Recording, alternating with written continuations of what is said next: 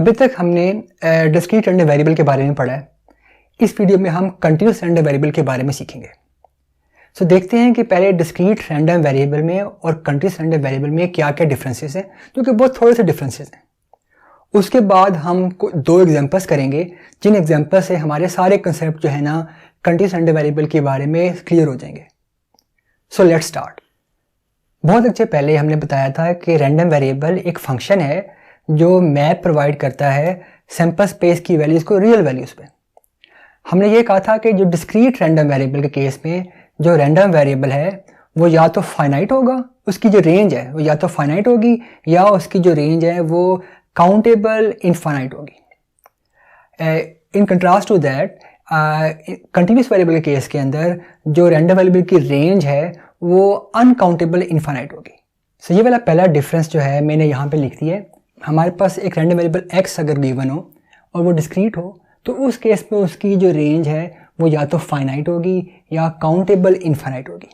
अगर हमारे पास random variable x given हो और वो रैंडम वेरिएबल कंटिन्यूस हो तो उसकी रेंज अनकाउंटेबल इनफाइनाइट होगी। दूसरा फ़र्क जो डिस्क्रीट रैंडम वेरिएबल और कंटिन्यूस रैंडम वेरिएबल में ये है कि डिस्क्रीट रैंडम वेरिएबल के केस के अंदर हमारे पास प्रोबेबिलिटी मास फंक्शन होता है और रैंडम वेरिएबल केस के अंदर हमारे पास प्रोबेबिलिटी डेंसिटी फंक्शन होता है। और इन दोनों फंक्शन में डिफरेंस क्या है कि जो प्रोबेबिलिटी मास फंक्शन होता है उसके अंदर हम ख़ास वैल्यूज़ के ऊपर प्रोबेबिलिटीज़ बता रहे होते हैं कि जी क्या होगी प्रोबेबिलिटी जब रैंडम वेरिएबल की वैल्यू 3 होगी, क्या होगी प्रोबेबिलिटी रैंडम वेरिएबल की वैल्यू 4 होगी। प्रोबेबिलिटी मास के फंक्शन के अंदर हम ख़ास वैल्यूज़ पे प्रोबेबिलिटीज़ बता रहे होते हैं। प्रोबेबिलिटी डेंसिटी फंक्शन के अंदर हम ख़ास वैल्यू पे प्रोबेबिलिटी नहीं बता रहे होते, बल्कि डिफरेंट रेंजेस में प्रोबेबिलिटी बता रहे होते हैं कि क्या प्रोबेबिलिटी होगी जब हमारे पास ये वाली रेंज होगी और क्या प्रोबेबिलिटी जब हमारे पास ये वाली रेंज होगी। तो जो सेकंड डिफरेंस है इसको मैंने ऐसे लिखा है कि हमारे पास यहाँ पे प्रोबेबिलिटी मास फंक्शन है, तो जोर किस पे है या मास के ऊपर। और उसकी एग्जांपल इस तरह से कि मुझे ये कहा गया है कि जी x0 पे प्रोबेबिलिटी ये होगी, x1 पे प्रोबेबिलिटी ये होगी और 0 अदरवाइज होगी। तो इस प्रोबेबिलिटी मास फंक्शन में ख़ास जो है x की वैल्यूज़ के ऊपर प्रोबेबिलिटीज़ लिखी हुई हैं। इस इन कंट्रास्ट टू दैट जहाँ पे हमारे पास प्रोबेबिलिटी डेंसिटी फंक्शन है, इसके अंदर हमारे पास ख़ास वैल्यू पे नहीं लिखी हैं बल्कि रेंजेस में प्रोबेबिलिटी दी हुई है कि 0 से लेकर 2 तक जो है ना प्रोबेबिलिटी होगी cx और 2 से लेकर 3 तक प्रोबेबिलिटी होगी x² और 0 अदरवाइज। अब ना इस केस के अंदर किसी ख़ास पॉइंट के ऊपर प्रोबेबिलिटी हमेशा 0 होती है। तो ये वाली बात भी इंपॉर्टेंट है। मे बी ये एक इसे हम कह देते हैं कि ये 2.5 डिफरेंस कह देते हैं। ये डिफरेंस ये है कि किसी ख़ास पॉइंट पे कि प्रोबेबिलिटी के x is equals to, let's say यही वाला केस है, probability x is equal to 2 क्या होगी। तो इसका आंसर क्या आएगा, किसी ख़ास पॉइंट पे प्रोबेबिलिटी हमेशा 0 होगी। हम खाली रेंजेस में प्रोबेबिलिटी बता सकते हैं, रेंजेस में निकाल सकते हैं। मसाल तो ये निकाल सकते हैं कि प्रोबेबिलिटी क्या होगी कि x जो है वो 1 और 1.5 के दरमियान में हो। इसका आंसर शायद नॉन ज़ीरो आएगा, मगर किसी ख़ास वैल्यू पे आंसर हमेशा 0 आएगा। इसलिए हम ख़ास वैल्यू पे हमें प्रोबेबिलिटीज़ डिफाइन नहीं होती हैं, खाली रेंजेस के अंदर प्रोबेबिलिटीज़ डिफाइन होती हैं। तीसरा जो की फ़र्क है वो ये है कि डिस्क्रीट रैंडम वेरिएबल केस के अंदर हम चीज़ों प्रोबेबिलिटीज़ को आपस में ऐड कर सकते हैं। सो अगर हम कहें जी कि हमारे पास एक सैम्पल स्पेस है, उसके अंदर n आउटकम्स हैं और सारी आउटकम्स की प्रोबेबिलिटीज़ को हम ऐड करें तो उसका आंसर 1 आता है, क्योंकि सारी आउटकम्स पॉसिबल हमने ऐड कर दी और सारी आउटकम्स आपस में जो थी वो म्यूचुअली एक्सक्लूसिव थी, तो उनका सम 1 के इक्वल आ रहा है। तो इस केस में हम कह सकते हैं कि अगर हमारे पास प्रोबेबिलिटी ऑफ सैम्पल स्पेस जो है उसका आंसर 1 आता है, क्योंकि प्रोबेबिलिटी सैम्पल स्पेस का से मुराद है कि प्रोबेबिलिटी कि मैंने आउटकम नंबर 1 से लेकर ... प्रोबेबिलिटी कि मैंने आउटकम नंबर n को ऐड कर दिया और इसका आंसर 1 के इक्वल आएगा। कंटिन्यूस रैंडम वेरिएबल केस के अंदर जो है ये वाला फार्मूला बजाय इसके कि हम चीज़ों को प्रोबेबिलिटीज़ को ऐड कर रहे हों, हम यहाँ पे इंटीग्रेट कर रहे होंगे। तो अगर यहाँ पे हमें लिखना हो कि सारी की सारी जो है प्रोबेबिलिटीज़ का सम सैम्पल स्पेस के अंदर वो 1 है, तो वो ऐसे लिखेंगे कि जो हमारे पास यहाँ पे नंबर 3 है वो हम कहेंगे कि जी कि जो पूरे का पूरा फंक्शन है अगर उसको मैं इंटीग्रेट करूँ -∞ से +∞ तक, और फंक्शन कौन सा है, ये प्रोबेबिलिटी डेंसिटी फंक्शन है, तो इसका आंसर मेरे पास 1 आएगा। मिसाल के तौर पे इस केस के अंदर मैं इसको कैसे लिखूँगा, मैं इसको ऐसे लिखूँगा कि अगर मैं 0 से लेके 2 तक मैं cx को इंटीग्रेट करूँ, cx dx को, प्लस अब मैं जो है 2 से लेके 3 तक इंटीग्रेट करूँ एक्स स्क्वायर को, सो इस सब का मेरे पास आंसर 1 आएगा। सो इस केस में हमने एडिशन ऐड नहीं किया बल्कि हमने इंटीग्रेट किया, जबकि यहाँ पे हमने चीज़ों को ऐड कर रहे हैं। इस तरह से डिस्क्रीट एंड डिवाइडेबल केस के अंदर हम कई दफ़ा सब्ट्रैक्ट पिक करते हैं प्रॉबिलिटीज़ को। In contrast to that continuous and dividable case के अंदर हम डिफरेंशिएशन का इस्तेमाल करेंगे। मिसाल के तौर पर यहाँ पर जब हमारे पास एक CDF गिवन होती है और हमें CDF से हमें प्रोबेबिलिटी मास फंक्शन निकालना हो, तो हम क्या करते हैं कि हम इस केस में सब्ट्रैक्शन का इस्तेमाल करते हैं। हम प्रोबेबिलिटीज को सब्ट्रैक्ट कर रहे होते हैं, जबकि इस केस में जब हमें CDF गिवन होगी और CDF से हमने जो है प्रोबेबिलिटी डेंसिटी फंक्शन निकालना होगा, तो हम डिफरेंशिएशन का इस्तेमाल करेंगे।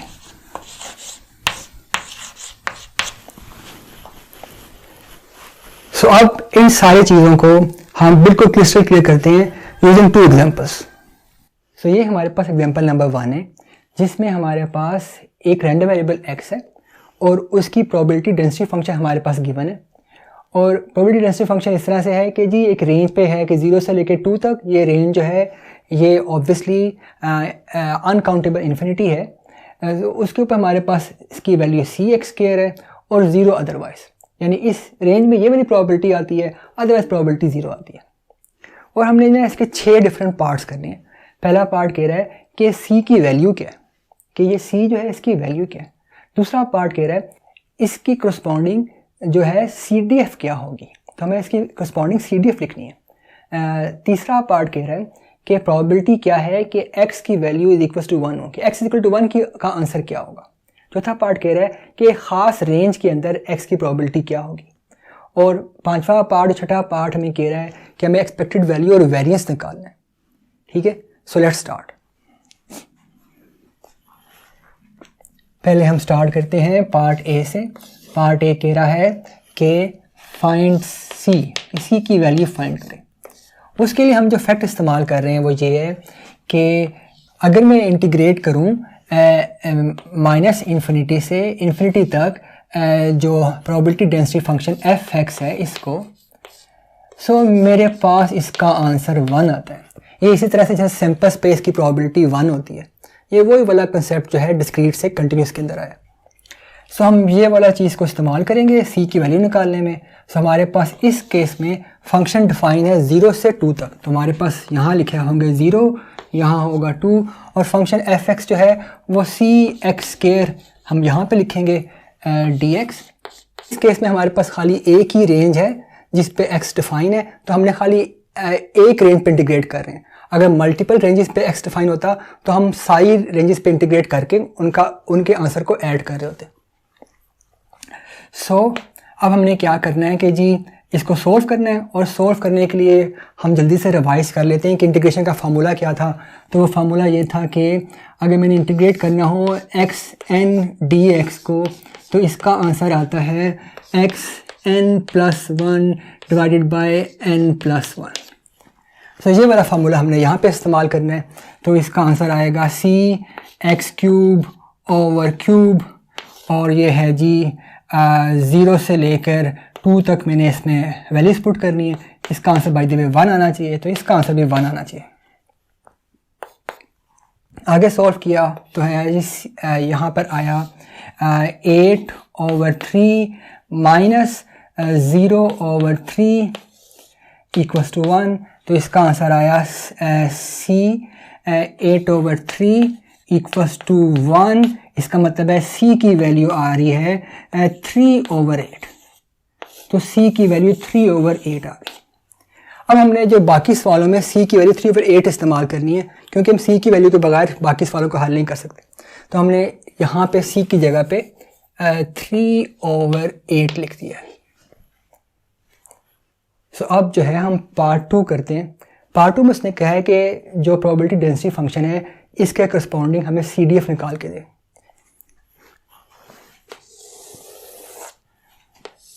सो पार्ट बी कि हमने CDF निकालनी है पार्ट बी के अंदर। सो CDF को हम बड़े F से रिप्रेजेंट करेंगे। फिर हमने लिखना है कि क्योंकि फंक्शन डिफाइन है 0 से लेकर 2 तक, इसका मतलब है कि जब x की वैल्यू होगी लेस देन 0 तो वहाँ पे CDF का आंसर 0 आएगा। इसी तरह से जब x की वैल्यू होगी ग्रेटर देन 2, क्योंकि CDF जो है ना सारी प्रोबेबिलिटीज़ का सम होता है, यानी इस केस में इंटीग्रेशन होगा सम से मुराद, तो सारी प्रोबेबिलिटीज़ का सम होता है। तो जब ग्रेटर देन 2 में ना इसकी वैल्यू हमेशा 1 आएगी, क्योंकि इसका मतलब है सारी पिछली प्रोबेबिलिटीज़ ऐड हो जाएंगी। और अब हमने निकालना है कि क्या वैल्यू आएगी CDF की जब x जो है वो है हमारे पास 0 से लेकर 2 तक। सो किसी ख़ास वैल्यू पे x की CDF क्या होगी?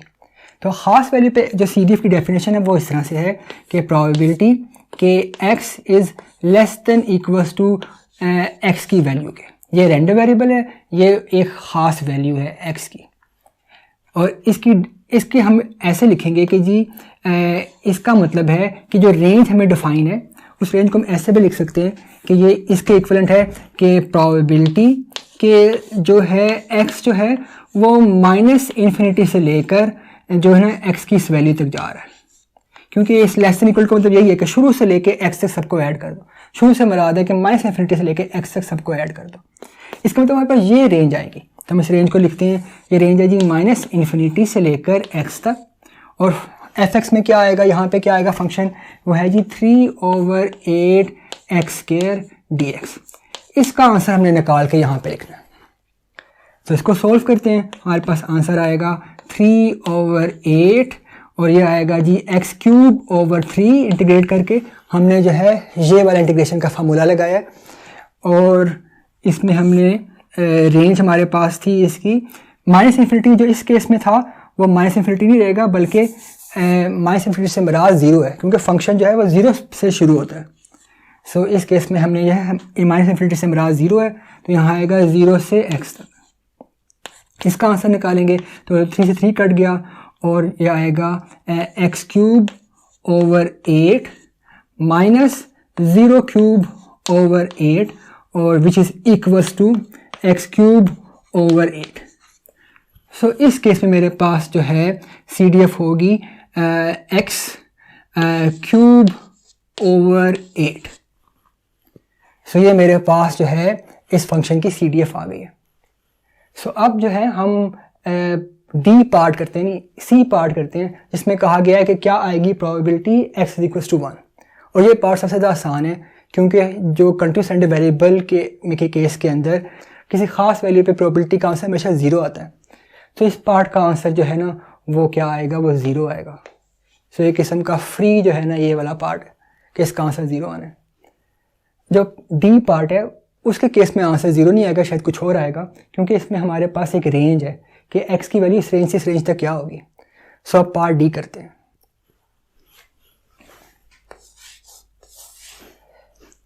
प्रोबेबिलिटी के 0.5 से लेकर और 1.5 तक क्या होगी x की। अब इस सवाल को करने के ना दो मेथड हैं। एक मेथड तो ये है कि जी हम इसको ऐसे हल करें कि हम इसको इंटीग्रेशन से हल करें, नीचे लिखेंगे 0.5, यहाँ लिखेंगे 1.5, अंदर हम अपना फंक्शन लिखेंगे f(x) which is in this case है 3/8 x² dx। इसका आंसर निकाले और हमारा ये सवाल हल हो जाएगा। सो एक मेथड तो ये है कि हम इसको आगे हल करें, हमारा सवाल हल हो जाए। एक और मेथड ये है कि हमारे पास CDF गिवन है और हम उसको इस्तेमाल कर लें। सो फिर इस केस में हमें इंटीग्रेशन नहीं करनी पड़ेगी, हमारा आंसर इंटीग्रेशन के बगैर निकल आएगा। सो दूसरा मेथड ये हमारे पास मेथड 1 था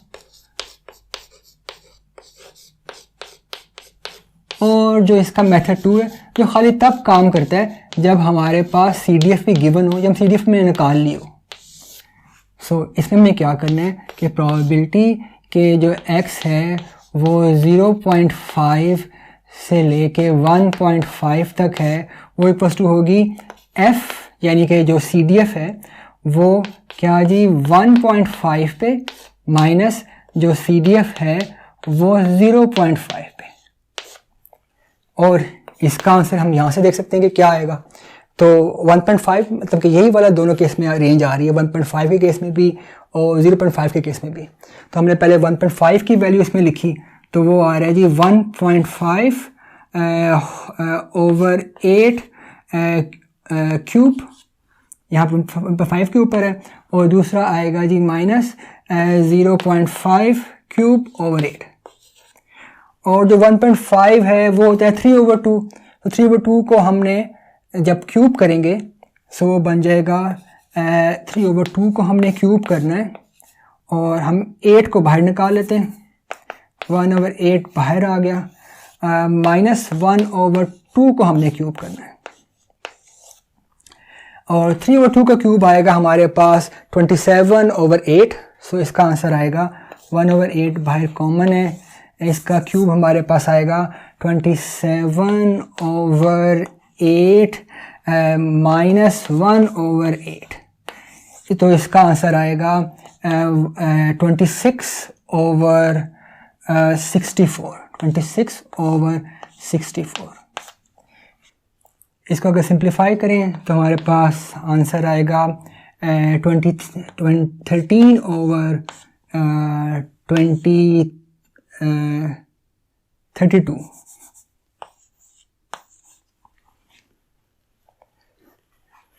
सो दैट्स इट, हमने ये वाला पार्ट भी कर लिया। अब हमने ये जो है पार्ट ई करना है।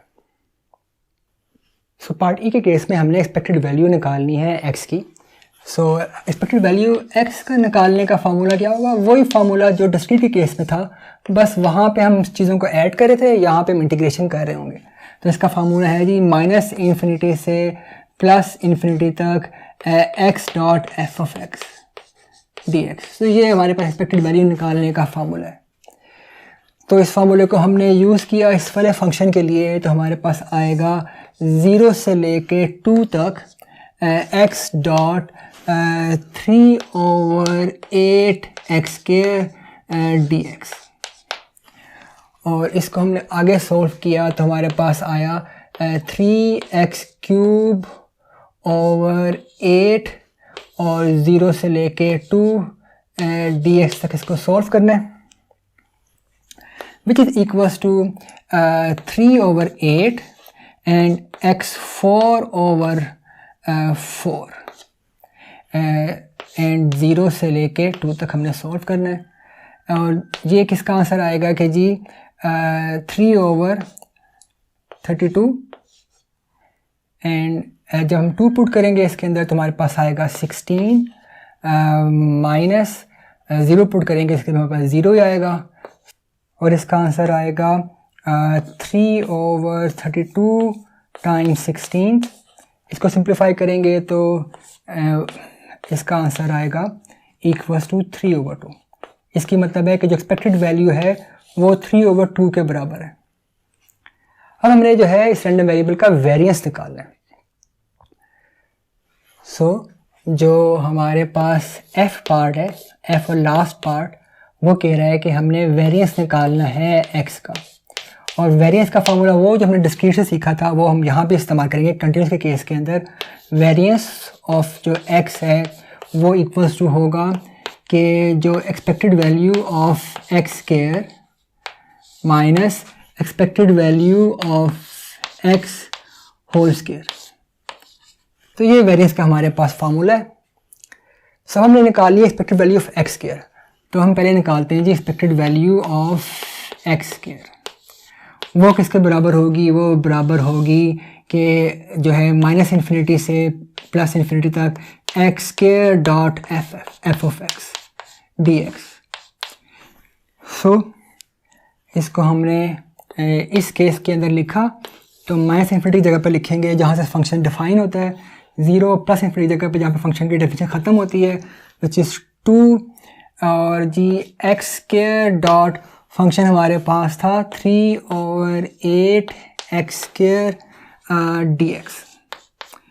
इसको हमने आगे जो है सिंप्लीफाई किया तो ये बन जाएगा 3/8 को हम इंटीग्रेशन से बाहर भी निकाल सकते हैं, अंदर रह जाएगा जी 0 से 2 और x4 dx।